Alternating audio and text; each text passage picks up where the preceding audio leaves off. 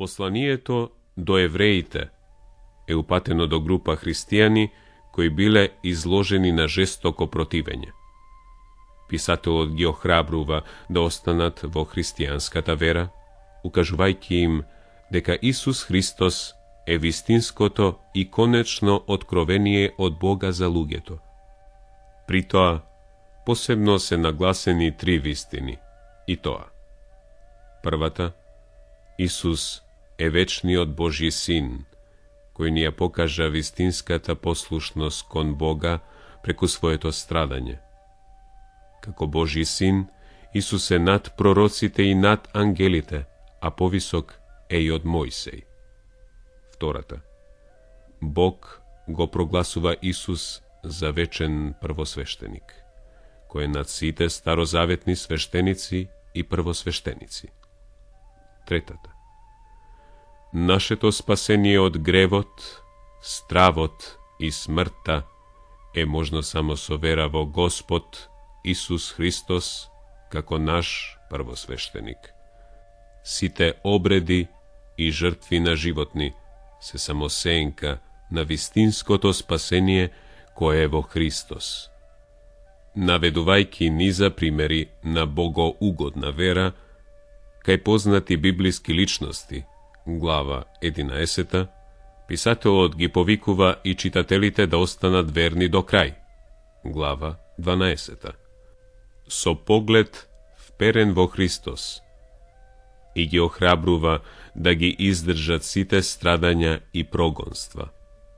Посланието завршува со совети и предупредувања.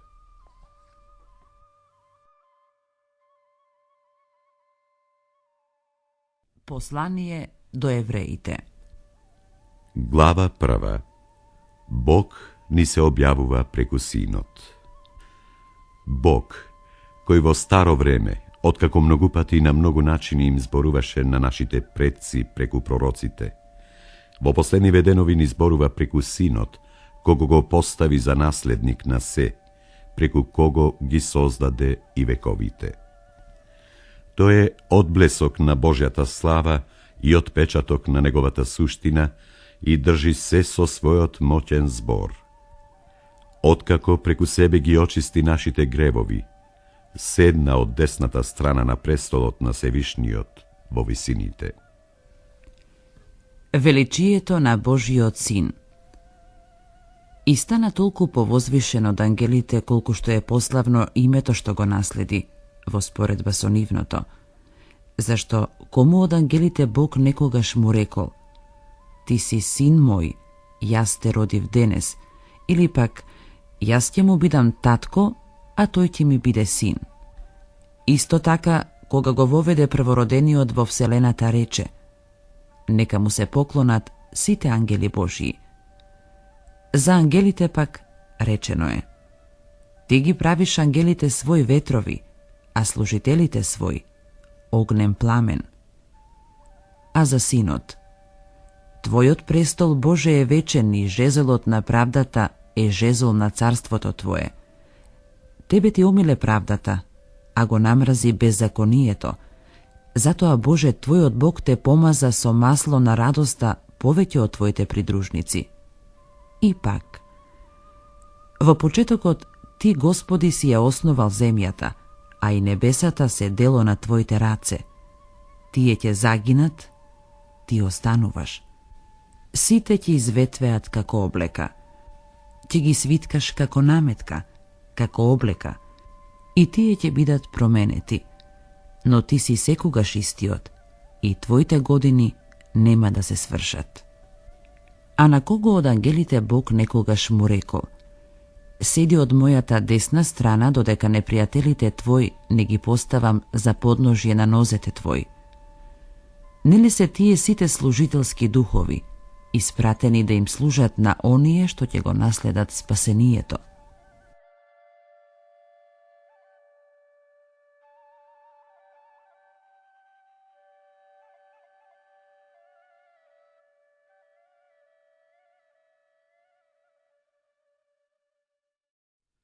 Глава 2. Нашето спасение. Затоа треба да бидеме нарочно внимателни кон она што го чувме, за да не отпаднеме некако. Зашто, ако реченото слово преку ангелите се покажа верно, и ако секој престап и секоја непослушност прими праведна казна, како ли тогаш ќе се извлечеме ако занемариме такво големо спасение, кое најнапред проповедано од Господ, се потврди од оние што го беа чуле од Него, кога и Бог им го потврди сведоштвото со знаци и чудеса, со разни силни дела и со раздавање дарови преку Светиот Дух по Негова волја. Предводникот на нашето спасение.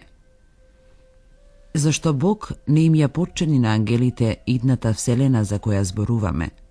Туку напротив, некој посведочил зборувајќи: што е човекот да мислиш на него, синот човечки, та да се грижиш за него? Си го направил за кратко малку подолен од ангелите, но со слава и чест си го овенчал и си го поставил над делата од твоите раце. Се си подчинил под нозете негови. А кога се му подчини, ништо не му остави неподчинето. Но сега уште не гледаме дека се му е подчинето. А гледаме дека Исус Христос, кој за кратко време беше поставен пониско од ангелите, поради претрпената смрт, беше овенчан со слава и чест, та по Божијата благодат тој да вкуси смрт за сите, зашто му прилегаше на оној поради кого е се и од кого е се при донесувањето на многобројните чеда во слава, преку страдања да го усоврши зачетникот на нивното спасение. Бидејќи и оној што осветува, и оние што се осветуваат, сите се од еден. И затоа Исус не се срамува да ги нарече браќа велејќи: ќе го возвестам името Твое меѓу браќата мои, среде собранието ќе те славам. И пак, јас ќе се надевам на него. И одново, ете ме мене и децата мои што ми ги даде Бог. А бидејќи децата се учесници во телото и крвта, така и тој зеде еднакво учество во тоа, да преку смртта да го победи оној што ја има власта над смртта, односно ѓаволот, па да ги ослободи оние што од страв пред смртта преку целиот живот беа подложени на робство. Зашто јасно е дека тој не дојде да им помогне на ангелите, туку на Авраамовите потомци. Затоа тој мораше во се да личи на браќата, па да биде милостив и верен првосвештеник пред Бога, за да ги очисти гревовите на народот. Зашто во она што сам претрпе, откако беше искушан, во тоа ќе може и на искушуваните да им помогне.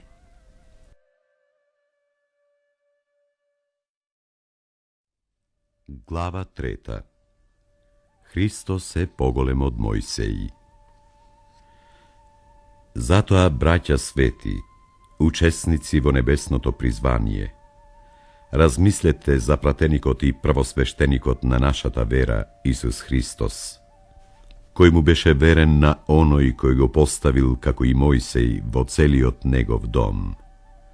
Зашто тој се удостои со слава толку поголема од Мојсеевата, колку што е поголема почитта што ја има оној што го изградил домот, од почитта што ја има домот.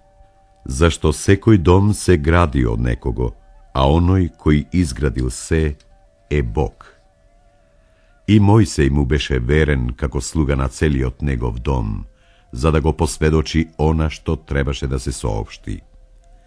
Христос, како син, е верен во Божиот дом.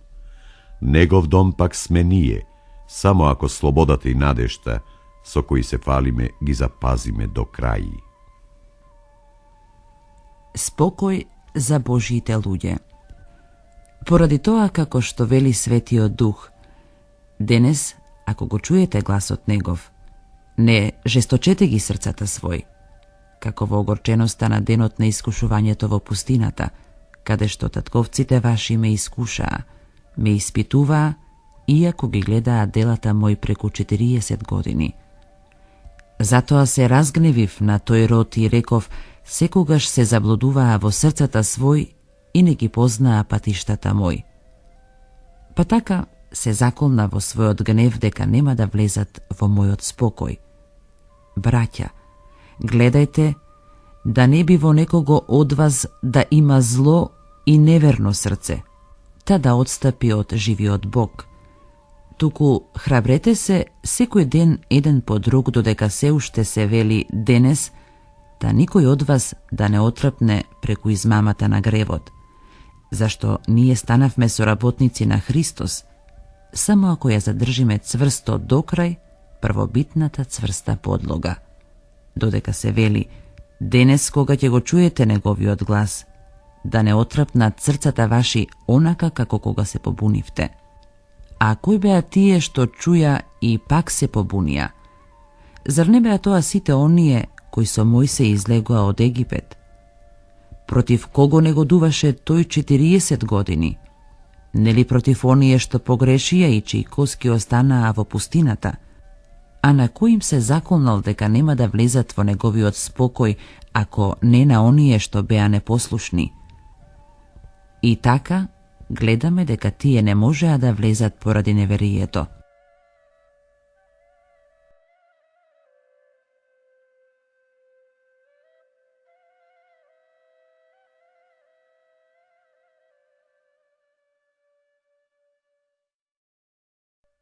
Глава 4. Одмор во Христа. Да внимаваме пак, додека уште ни оставено ветувањето за влегување во неговиот спокој, да не би се открило дека некој од вас би можел да задоцни. Зашто и нам ни се соопшти како и ним. Но словото што го беа чуле не им донесе полза, бидејќи оние што го беа чуле не поверуваа. А ние кои поверувавме, влегуваме во неговиот спокој, како што рекол тој. Затоа се заколна во гневот свој дека тие нема да влезат во мојот спокој. Иако неговите дела беа завршени уште при создавањето на светот. Зашто негде за седмиот ден е речено вака: и во седмиот ден Бог се одмори од сите своји дела. И на тоа место пак не ке влезат во спокојот мој. И така, на некои им се отвори да влезат во него, а оние на кои им беше порано проповедано Евангелието, не влегоа поради непослушност. Затоа тој пак определи еден ден денес, велејќи преку Давид по толку време, како што е речено погоре: денес, кога ќе го чуете гласот негов, не стврднувајте ги срцата ваши. Зашто ако Исус навин им беше дал спокој, Бог немаше да зборува веќе потоа за друг ден. Но за народот Божји се уште останува саботна починка. Зашто кој ќе влезе во спокојот негов, тој ќе се одмора од делата своји, како и Бог од своите. И така, да се погрижиме да влеземе во оној спокој, да не би некој да падне во слична непослушност. Зашто Словото Божјо е живо и действува и е поостро од секаков меч со две острици и навлегува до разделување на душата и духот, до зглобовите и мозокот, и ги проценува мислите и намерите на срцето. И нема создание сокриено за него, туку се е голо и откриено за очите на оној пред кого ние ќе одговараме. Исус е нашиот првосвештеник. Имајќи го големиот првосвештеник кој преминал преку небесата, Исус, Синот Божји, ние треба да се држиме за исповедувањето на верата, зашто ние немаме таков првосвештеник што не може да сочувствува во нашите слабости, туку таков кој искусил се, како и ние, освен грев.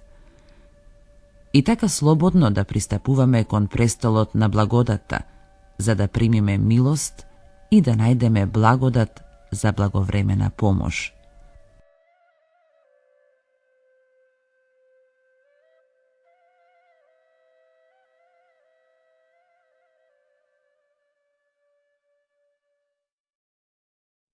Глава 5.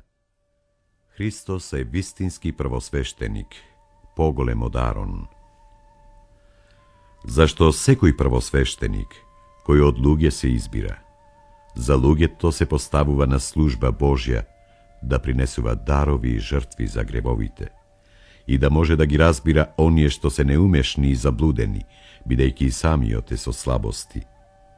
I zato je dolžen, kako za narodot, taka isto i za svojite grevovi da prinesuva žrtvi. I niko i sam ne se zdobil so takva čest, tuku samo onoj koje je povikan od Boga, kako što beše Aaron.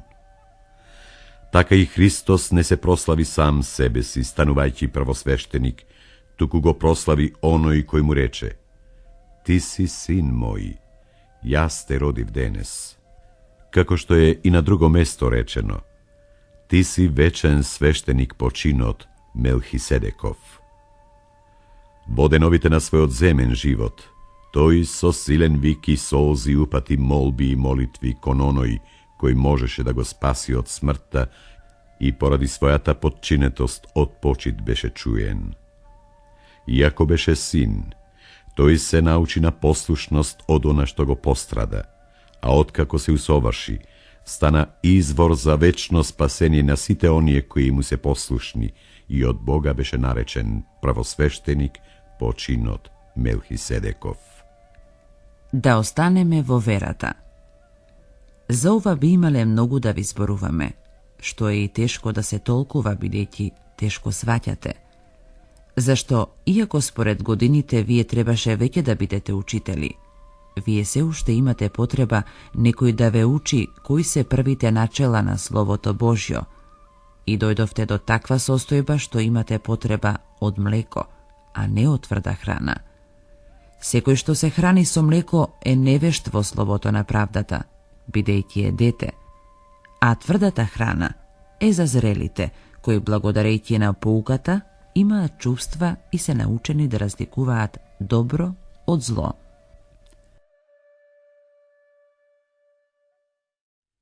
Глава 6. Потребно е чување од отпадништво во верата. Затоа да го оставиме почетното учење за Христос и да се стремиме кон совршенство, да не ја поставуваме одново основата. Покајанието од мртви дела и верата во Бога, науката за крштевањето, ракополагањето, воскресението на мртвите и вечниот суд. И ова ќе го направиме ако допушти Бог. Зашто оние кои еднаш се просветија, вкусија од небесниот дар, стана учесници на Светиот Дух и откако вкусија од убавата Божја реч и од силите на идниот век, а потоа отпаднаа, не е можно повторно да бидат обновени за покаяние, кога повторно во себе си го распнуваат Синот Божји и го хулат. Зашто земјата, која го впива дождот што често паѓа на неа и раѓа плод добар за оние што ја обработуваат, од Бога добива благослов. А онаа што дава трње и боцки, таа е непотребна и близу е до проклетството кое завршува со изгорување. Од вас, возлюбени, ние очекуваме нешто подобро и спасително, иако така зборуваме. Зашто Бог не е неправеден, та да го заборави делото ваше и трудот на љубовта што ги покажавте во Негово име, откако им послуживте и им служите на светиите.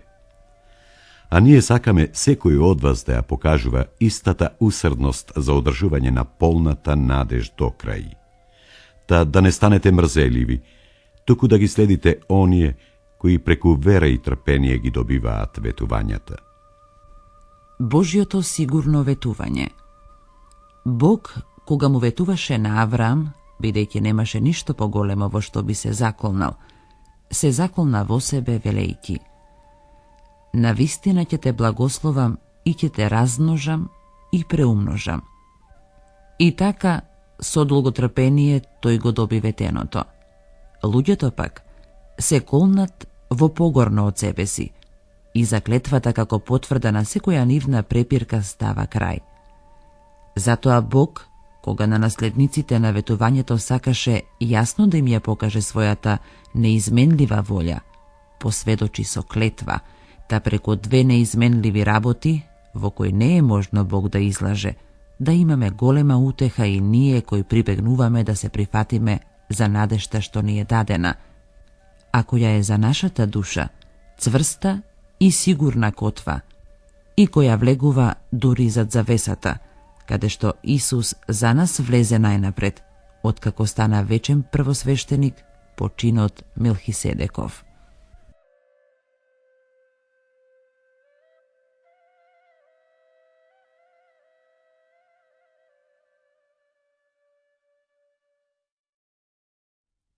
Глава 7. Свештеникот Мелхиседек. Тој Мелхиседек беше цар Салимски, свештеник на Севишниот Бог, кој го пресретна Авраам кога се враќаше од борбата со царевите и го благослови. Кому и Авраам му даде десеток од се, и кој по значењето на името негово е прво цар на правдата, а потоа и цар на Салим, односно цар на мирот. Без татко, без мајка, без род, немаше ниту почеток на дните, ниту крај на животот, и по таков начин е подобен на Синот Божји и останува вечен свештеник. Гледате ли колку е голем оној кому прататкото Авраам му даде десеток од најдобриот плен? Оние од Левиевите синови, што примаат свештенство, имаат заповед да земаат по законот десеток од народот, односно од браќата своји, иако и тие произлегле од бедрата Авраамови. Но тој, кој не му припаѓаше на нашиот род, зеде десеток од Авраам и го благослови оној што беше примил ветувања. Не може да има никаков спор дека помалиот се благословува од поголемиот. Така овде смртни луѓе земаат десетоци, а таму оној за кого има сведоштво дека е жив. И така, да речам, Левиј кој прима десетоци и сам даде десеток преку Авраам, бидејќи уште беше во бедрата на татко си, кога го сретна Мелхиседек.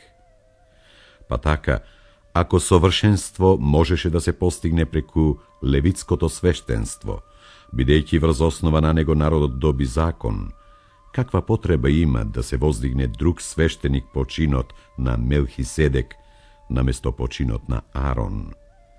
Зашто, кога ќе се промени свештенството, тогаш се јавува потреба да се измени и законот. А оној, за кого се зборува ова, се бројува во друго колено, од кое никој не беше пристапувал до жртвеникот. Зашто е познато дека Господ наш произлезе од Јуда, а за свештенството од ова колено Мојсей ништо не рекол. Друг свештеник како Мелхиседек. И уште појасно станува тоа кога се воздига слично на Мелхиседек друг свештеник, кој станал таков не по силата на телесна заповед, туку по силата на вечниот живот, зашто се посведочи: ти си вечен свештеник по чинот на Мелхиседек. А пак одменувањето на поранешната заповед се изврши поради тоа што таа беше слаба и бесполезна. Зашто законот ништо не доведува до совршенство, а се воведе подобра надеж преку која се приближуваме до Бога. Тоа беше потврдено со заклетва, зашто оние беа станале свештеници без заклетва, а тој со заклетва, преку оној кој му рече: се заколна Господ и нема да се раскае. Ти си вечен свештеник по чинот Мелхиседеков. Затоа Исус стана залог на толку подобар завет, а тие беа многу свештеници зашто смртта не им даваше да остане само еден. А тој, бидејќи живее вечно, има свештенство што нема да мине на друг. Затоа тој може за вечно да ги спаси оние што преку него доаѓаат кон Бога, бидејќи е секогаш жив, за да се моли за нив. Таков првосвештеник и ни требаше. Свет, непорочен, неосквернет, одвоен од грешниците и возвишен над небесата, кој нема потреба како и другите првосвештеници секојдневно да принесува жртва прво за гревовите свој, а потоа и за оние на народот, бидејќи тој го изврши тоа еднаш за секогаш, откако сам себе се принесе како жртва. Зашто законот за првосвештеници поставува луѓе што се немоќни, а словото на клетвата што е по законот, Синот, кој е вечно совршен.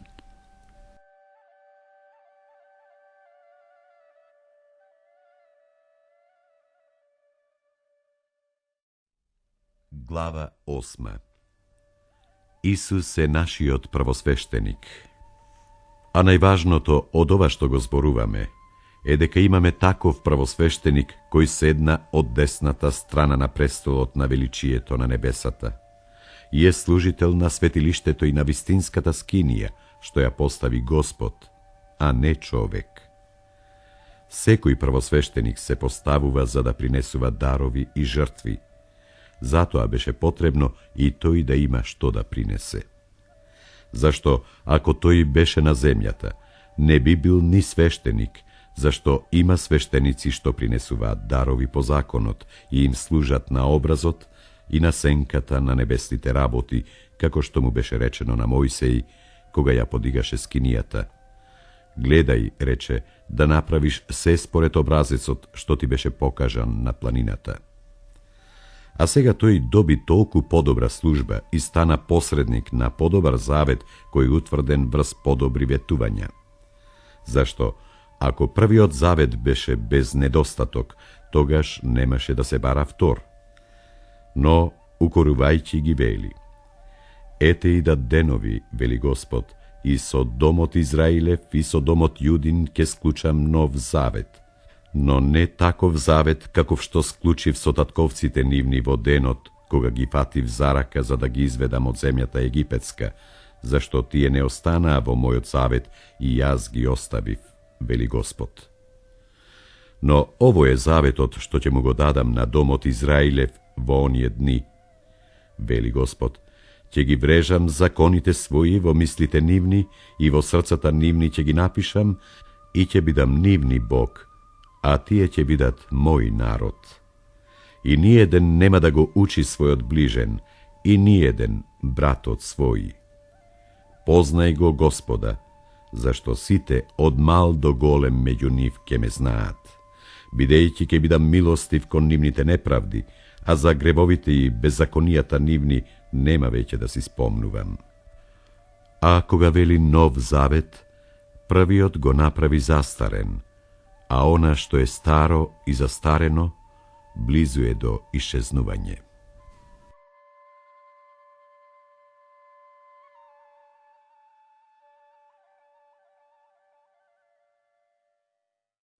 Глава 9. Земни и небесни богослужби.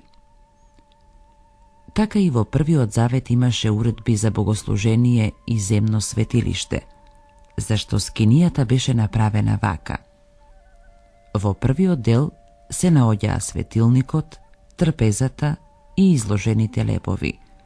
Тој дел е наречен свето место. А зад втората завеса од скинијата беше делот наречен светиња над светињите. Во неа се наоѓаше златната кадилница и од сите страни опкован со злато ковчегот на заветот, во кој стоеја златниот цац со мана и расцутениот жезол на Арон, како и плочите на заветот. А над него херувими на славата, што го осенуваа чистилиштето. За ова сега нема потреба да се зборува поопширно. При ваков распоред во првиот дел од скинијата секогаш влегуваа свештениците и извршуваа служба Божја. А во вториот дел влегуваше поеднаш во годината првосвештеникот и тоа не без крв, што ја принесуваше како жртва за себе и за гревовите на народот, направени поради незнаење. Преку ова Светиот Дух покажуваше дека се уште не е отворен патот за светилиштето се додека стои првата скинија, која е символ на сегашното време во кое се принесуваат дарови и жртви, кои не можат да го направат совршен по совеста оној што служи, туку се состојат само од јадења и пиења и разни миења и телесни обреди, установени до времето кога сето ова ќе се исправи. Но Христос, кога стана првосвештеник на идните добра, со поголемо и со посавршено светилиште, неракотворено, односно не онакво какво што се прави на земјата, ниту со крв козја и телешка, туку со својата крв влезе во светилиштето еднаш за секогаш и изврши вечен откуп. Зашто ако крвта на јунче и јарец и пепелта од јуница преку попрскување ги осветуваат осквернетите за очистување на телото, тогаш колку ли повеќе крвта на Христос, кој преку Светиот Дух се принесе себе на Бога непорочен, ќе ја очисти совеста наша од мртви дела, за да му служиме на живиот Бог. Затоа е тој посредник на Новиот Завет, та по неговата смрт, што стана за откуп на престапите од времето на Првиот Завет, призваните да го добијат ветеното вечно наследство. Зашто каде што има завет, таму е неопходно да следува смртта на заветувачот, бидејќи заветот добива сила само по смртта. Тој нема никаква сила додека заветувачот е жив. Поради тоа, ни Првиот Завет не беше утврден без крв, зашто Мојсеј, откако ги прочита сите заповеди од законот пред сиот народ, зеде крв телешка и јарешка со вода и со црвена волна и со исоп ја пороси како самата книга, така и сиот народ велејќи: ова е крвта на заветот што ви го одреди Бог. Исто така, со крв ги попрска и светилиштето и сите садови за служење на Бога. И речиси се според законот со крв се очистуваше и без пролевање крв нема проштевање. Христовата жртва е вистинската. И така, образите небесни требаше да се очистат на таков начин, а самото небесно со подобри жртви од овие. Зашто Христос не влезе во ракотворено светилиште, кое е само образец на вистинското, туку во самото небо, за да се јави сега пред лицето на Бога за нас. И не да се принесува себе како жртва повеќе пати, како што првосвештеникот влегува во светилиштето секоја година со туѓа крв. Инаку тој би требало многу пати да пострада од созданието на светот. А сега еднаш за секогаш, до крајот на вековите, се јави за да го однесе гревот, откако се принесе сам себе како жртва. И како што им е на луѓето определено да умрат еднаш, а потоа суд, така и Христос, откако еднаш се принесе самиот себе како жртва, за да ги однесе гревовите на мнозина, втор пат ке им се јави не веќе како жртва за грев на оние што го очекуваат, туку за нивно спасение.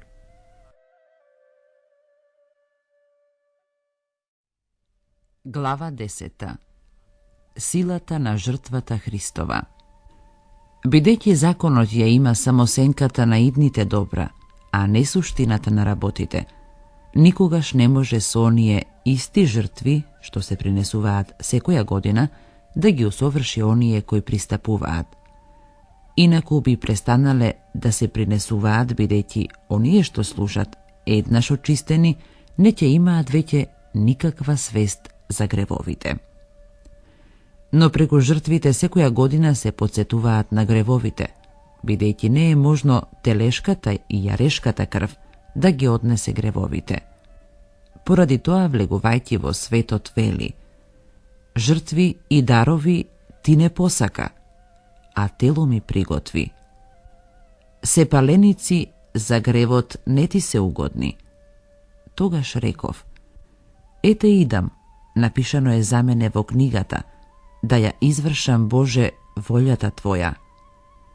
Кога погоре рече: жртви и дарови и сепаленици за гревот, што се принесуваат според законот, ти не посака и не ти се угодни. А потоа рече: ете идам, Боже, да ја извршам волјата Твоја. Со тоа тој го укинува првото, за да го воспостави второто. Според таа волја сме осветени со приносот на телото на Исус Христос еднаш за секогаш. И секој свештеник стои секој ден, служејќи и принесувајќи многу пати едни и исти жртви, кои никогаш не можат да ги отстранат гревовите. А тој, принесувајќи само една жртва за гревовите, за секогаш седна одесно на Бога и од тогаш чека понатаму додека непријателите негови не бидат положени како подножје за нозете негови. Зашто преку едно принесување тој осветените ги направи за секогаш совршени. И Светиот Дух ни посведочи, зашто откако порано рече: ова е заветот што ќе им го дадам по оние дни, вели Господ, ќе ги вградам законите свој во срцата нивни и во мислите нивни ќе ги напишам. Тој додава: и за гревовите и беззаконијата нивни нема веќе да си спомнувам, а каде што има проштевање за нив, таму веќе нема приноси за грев. Да му пристапиме на Бога. И така, браќа, кога имаме слобода да влегуваме во светилиштето преку крвта на Исус Христос по нов и жив пат, што тој ни го отвори низ завесата, односно преку своето тело, имаме врховен свештеник на Домот Божји.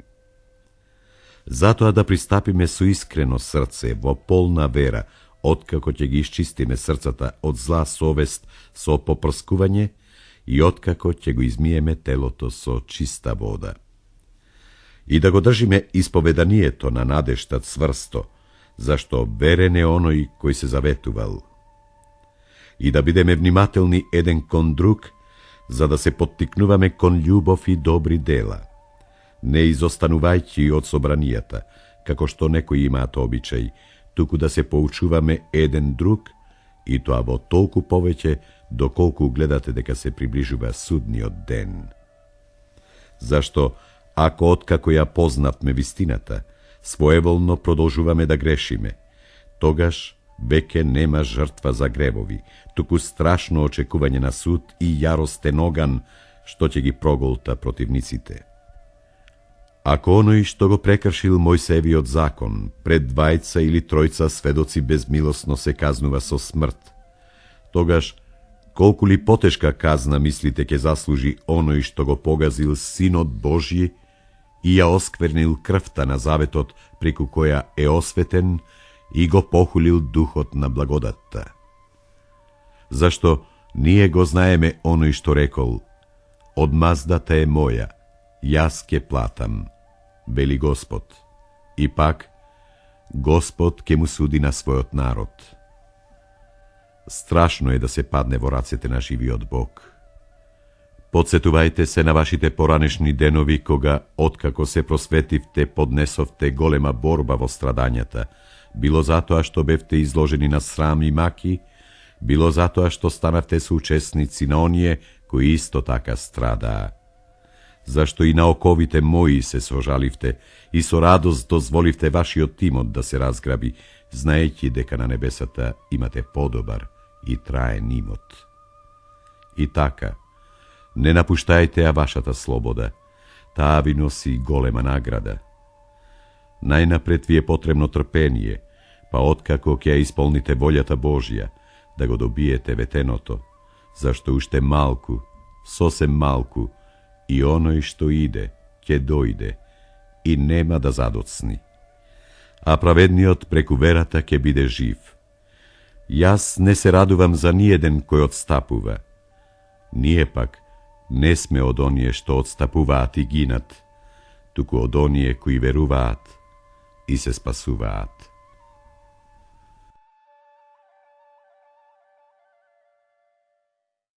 Глава 11. Силата на верата. А верата е подлога за увереноста во она на кое се надеваме, убеденост во она што не се гледа. Преку неа постарите добија сведоштво. Преку верата разбираме дека вековите се создадени со Божји збор и дека од невидливото произлегло видливото. Со вера Авел му принесе на Бога подобра жртва од Каиновата. Преку неа тој доби сведоштво дека е праведен, бидејќи Бог посведочи за неговите дарови. Преку неа, иако мртов, тој уште зборува. Преку вера, Енох беше преселен за да не види смрт и не се најде, бидејќи Бог го пресели. Зашто пред преселувањето тој доби сведоштво дека му угодил на Бога. А без вера не е можно да му се угоди на Бога, бидејќи оние кои доаѓаат кај Бога треба да веруваат дека тој постои и дека ги наградува оние што го бараат. Преку вера, Ное, откако беше предупреден за она што уште не се гледаше, со послушност го направи ковчегот за да го спаси својот дом. Со тоа, тој го осуди светот и стана наследник на праведноста по вера. Со вера, Авраам, кога беше повикан, послуша да појде во местото што требаше да го добие во наследство и тргна, не знаејќи каде оди. Со вера се всели Авраам во ветената земја како туѓинец и живееше под шатори со Исак и Јаков, наследници на истото ветување, зашто тој го очекуваше оној град што има основи, чиј градител и творец е Бог. Преку вера и самата Сара, иако беше неплодна, доби сила да зачне и покрај возраста нејзина роди, зашто го сметаше за верен оној кој беше ветил. И така од еден, и тоа остарен, се родија толку многу, колку што се звездите на небото и колку што е безбројниот песок на морскиот брег.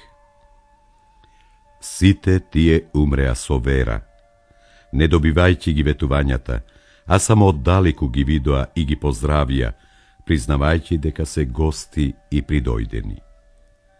Бидејќи оние што така зборуваат, покажуваат дека бараат татковина. И ако ја беа имале наум онаа татковина, од која беа излегле, ќе имаа прилика да се вратат. Но тие сакаа подобра, односно небесна татковина. Затоа и Бог не се срами да се нарече нивен Бог, бидејќи им има приготвено град. Авраам со вера го принесе како жртва Исака, кога беше искушуван. И тој што го доби ветувањето, го принесе својот единствен син, за кого му беше речено, потомството од Исак ќе се нарече со твое име. Зашто тој сметаше дека е Бог силен и дека и мртви може да воскреснува, и така да речам, го прими Исак воскреснат. Со вера, Исак го благослови Јаков и Исав за иднината. Со вера, Јаков на умирање го благослови секого од синовите на Јосиф и им се поклони, потпирајки се на врвот од жезолот свој. Со вера, Јосиф на умирање спомна за излегувањето на синовите Израилеви од Египет и им даде упатства за коските своји. Со вера, Мојсеј, откако се роди, 3 месеци беше криен од родителите своји, зашто видоа дека детето е убаво и не се уплашија од царската заповед. Со вера, Мојсеј, кога порасна, се откажа да се нарече син на фараоновата ќерка и повеќе сакаше да страда заедно со народот Божи, отколку да ужива во минливите гревовни наслади. Страдањето заради Христос го сметаше за поголемо богатство, отколку ризниците на Египет, зашто предвид ја имаше наградата. Со вера тој го напушти Египет, не плашејќи се од царскиот гнев, зашто веруваше во оној кој не се гледаше како да го гледа. Со вера тој направи пасха и попрскување со крв, та истребувачот на првородените да не се допре до нив. Со вера поминаа преку Црвеното море како по суво, кое што се обидоа и египќаните да го преминат, но се издавија. Преку вера паднаат зидовите на Ерихон, откако беа обиколувани цели 7 дена. Со вера блудницата Раав не загина заедно со неверниците, откако благонаклоно ги прими извидувачите и ги изведе по друг пат. И што уште да кажам? Зашто не ќе имам доволно време да кажувам за Гидеон, Барак, Самсон и Јефтаи, за Давид и Самуил и другите пророци, кои преку вера победија царства, вршеа правда, добија ветувања, затворија усти на лавови, угаснаа огнена сила, ја избегнаа острицата на мечот, од немокни станаа крепки, станаа силни во војна, прогонија туѓи војски. Жени примија своји умрени, воскреснати, други пак беа мачени и не прифатија ослободување, за да добијат подобро воскресение.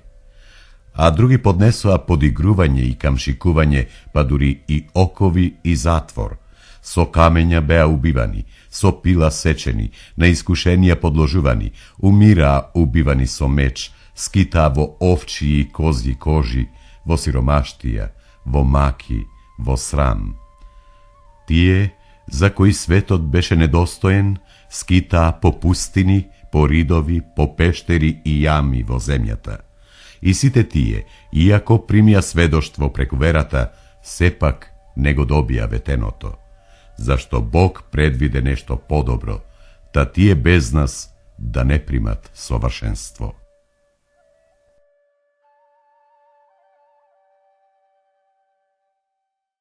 Глава 12. Мноштво сведоци. Затоа и ние, имајќи толку многу сведоци, да отфрлиме од себе секакво бреме и грев, што лесно се прилепува за нас, и со трпеливост да побрзаме кон предстојната борба, имајќи го пред очи зачетникот и довршителот на верата Исус, кој поради неговата идна радост претрпе крст, занемарувајќи го срамот, и седна од десната страна на престолот Божји. Мислете на оној кој од грешниците претрпе над себе си таква поруга, да не ви дотегне и да не станете малодушни. Во борбата против гревот уште не сте се противеле до крв. И сте ја заборавиле утехата која вам како на синови ви зборува. Сине мој, не презирај ја казната од Господ и не биди малодушен кога те казнува. Зашто Господ го казнува оној кого што го сака, го кара секој син што го прима. Ако трпите казна, Бог со вас постапува како со синови, зашто кој е тој син кого таткото не го казнува? Ако пак останете без казна, во која сите станаа соучесници, тогаш сте деца незаконски, а не синови. Ако се плашиме од нашите татковци кога не казнуваат, тогаш колку повеќе треба да му се покориме на Отецот на духовите па да бидеме живи? Зашто тие не казнуваат за кратко време, како што им се чинело најдобро, а тој за полза, та да учествуваме во неговата светост. Секоја казна во почетокот не се покажува дека е за радост, туку за жалост, но потоа на оние што ќе се поучат од неа, таа ќе им принесе мирен род на праведност. Совети и предупредување. Затоа исправете ги премалените раци и ослабените колена. И со нозете своји направете си прави патеки, та она што е куцо да не се повреди, туку поскоро да се исцели.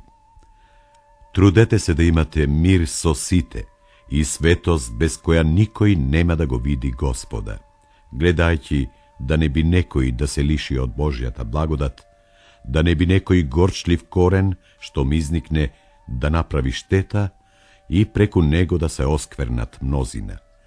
Да не би меѓу вас да има некој блудник или нечестив како Исав, кој за една манџа се откажа од своето право на правородство. Зашто знаете дека тој и отпосле, сакајќи да го наследи благословот, беше отфрлен, бидејќи не најде место за покаяние, иако го беше молел дури со солзи. Вие не пристапивте кон планината што може да се опипа, и кон разгорениот оган, кон облакот, и темнината, и луњата, и кон трубниот звук, и кон гласот што зборуваше, чии слушачи молеа да не им се зборува веќе. Зашто не можеа да го истрапат она што им се заповедаше? И звер, ако се допре до гората, со камења нека биде убиен. И толку страшна беше гледката, што и Мојсей рече: треперам од страв. Но вие пристапивте кон Сион и градот на живиот Бог, небесниот Ерусалим, и кон безбројните ангели на свечениот собор, кон собранието на првородените, кои се запишани на небесата, и кон Бога, судијата на сите, и кон духовите на праведниците, што достигнаа совршенство, и кон Исус, посредникот на новиот завет, и кон крвта за попрскување, која подобро зборува од Авеловата. Гледајте да не го отфрлите оној кој зборува, зашто ако не останаа неказнети оние што откажаа да му служат на оној што зборуваше на земјата, а колку повеќе ние, кои го отфрламе оној кој зборува од небесата, чиј глас тогаш ја потресе земјата, а кој сега бетува зборувајки: уште еднаш јас ќе ја потресам не само земјата, туку и небото. Зборовите уште еднаш означуваат дека колебливото ќе се отстрани, та да остане само непоколебливото. И така, примајќи го непоколебливото царство, да искажеме благодарност со која ќе му служиме на Бога благоугодно со почит и во страв, бидејќи нашиот Бог е оган што изгорува.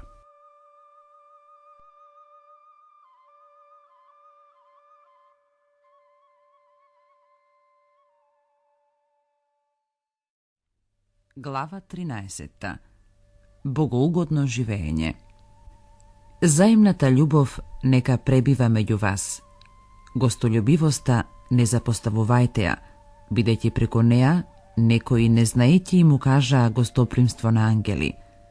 Помнете ги затворениците, како да сте со нив затворени, и оние што страдаат, зашто и самите сте во тело.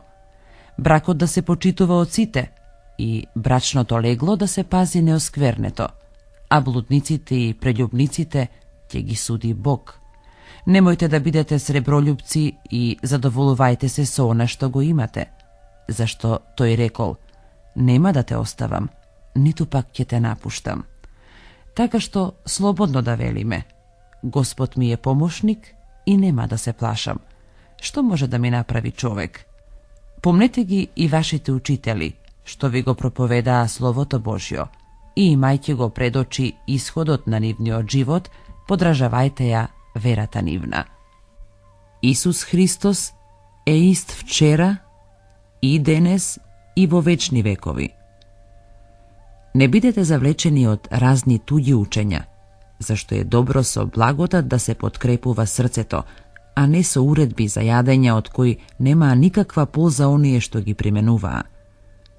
Ние имаме жртвеник од кого немаат право да јадат оние што и служат на скинијата, бидејќи телата на животните, чија крв првосвештеникот ја внесува во светилиштето за очистување на гревовите, се изгоруваат надвор од живеалиштето. Затоа и Христос, за да ги освети луѓето со крвта своја, пострада надвор од градските порти. И така да му пристапуваме надвор од живеалиштето, носејќи ја неговата поруга, бидејќи овде немаме постојан град, туку го очекуваме оној што ќе дојде. Преку него пак секогаш да му принесуваме на Бога пофална жртва, односно плод од устните што го прославуваат името негово. А добродетелството и милосрдноста не ги заборавајте, зашто такви жртви му се благоугодни на Бога. Покорувајте им се на учителите ваши и бидете им послушни, зашто тие, бидејќи се задолжени да одговараат, бдеат за вашите души, та со радост тоа да го вршат, а не со возлички, зашто тоа не е полезно за вас. Молете се за нас, зашто сме уверени дека имаме добра совест, грижејќи се во се добро да постапуваме. Уште повеќе ве молам да го вршите ова, та поскоро да се вратам меѓу вас. Завршна молитва. А Бог на мирот, кој преку крвта на вечниот завет го воздигна од мртвите големиот пастир на овците, нашиот Господ Исус Христос, нека ве усоврши во секое добро дело, за да ја исполните неговата волја, vršeći go vo vas ona što mu je nemu blagougodno, preku Isus Hristos, nemu slava, vo večni vekovi. Amin. Ve molam, braća, trpeljivo primete go ova poučno slovo, zašto nakratko i vi napišav i isprativ. Znajte deka brato Timotej je osloboden, so kogo, ako dojde na vreme, keve vidam. Pozdravete gi site vaši učitelji i site svetiji. Ve pozdravuvat braćata što se od Italija. Blagodat so site vas. Amin.